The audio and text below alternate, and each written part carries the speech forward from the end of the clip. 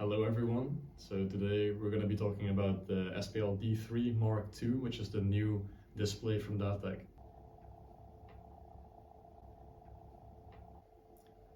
So what differentiates the Mark II from the Mark I? The Mark II has network functionality and it has power over Ethernet, so PoE. Nowadays, when audio systems can become quite big and complex, the main strength of this device, of the SPL-D3, is that it can log and even intervene if necessary. So next to the logging and storing of the audio data, another thing is that it has a visual display which serves as a tool for like a form of feedback for the artist who's performing, but also for the owner of the venue to see in real time what the audio levels are. SPL-D3 can be installed as a fixed installation, but it can also be used as a portable device to take it with you from place to place. So let's go through some of the main features. First of all, it's easy to install. It has a clear display of the decibels A, C, and the LEQ values. It can store data for 180 days time window.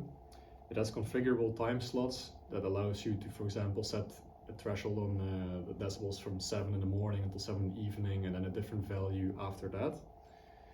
Data can be exported both digitally in the network software, as well as through a physical USB stick on the device itself. Then it can be used as an external display on the SPL5 and 6, as well as additional D3s. And it comes with a theater mode possibility. And finally, when used in conjunction with the SRL-1 Mark II relay, it serves as a real audio guard. Now let's have a look at the installation. Before we can get started, we need to apply for a license. For that, we can go to support, and then here it says license application, click request, fill out the form with your own details, and then press shipping. Then we can go to support again and install the software. So for that, we click downloads, and then we scroll down, and it says SPL-D3mk2. So we always advise to make a separate folder on the desktop named after the device. So here I've made a folder called SPL-D3mk2. So now I'm going to go to my folder, open the software. The first thing I need to do is log in. So I'm going to fill out my password.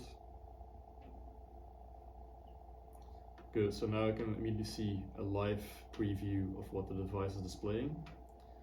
Then I can go to configuration. So here we can see what it's currently displaying, and I change the settings to A weighted, C weighted, or unweighted per display. So it has 3 displays. Here I can set the threshold values for when I should change the color based on the decibels.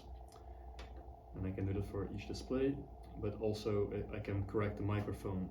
So this is important, for example, when the microphone displays somewhere far away, it might give a misleading representation of the actual audio values. So I can change the settings here. So now I'm going to go to time slots. So as I said before, I can set it from different moments on the day. So here we have it at 7 o'clock for time slot 1. Then I can set a different threshold here, -5 decibels at 7 in the evening. And then maybe -10 at 11. Then we go to the circuit breaker. Yeah, so this is when you're using it in conjunction with the relay system.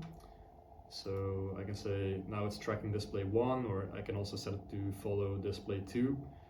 So if display 1 is going over the threshold of 94 decibels, then I can make it switch off after a certain delay.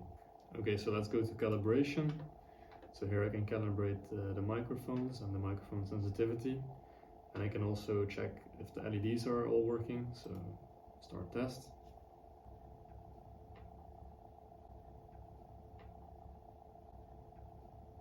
And then finally we can go to system, and this provides you with a summary of all the settings, the device number, the network settings, the firmware that's running on it.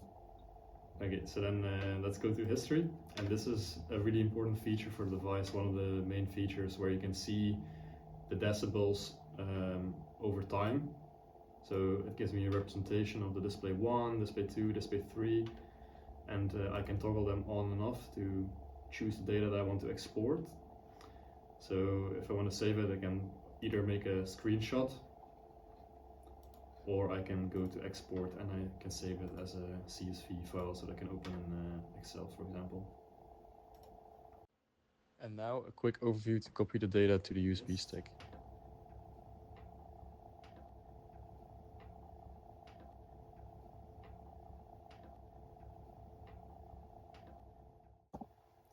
Yes, so that's it for today. So I hope that I've given you a brief overview and demonstration of the main features of the Mark II, and I wish you all of the best when using the device and hope to see you back on DATEQ.now.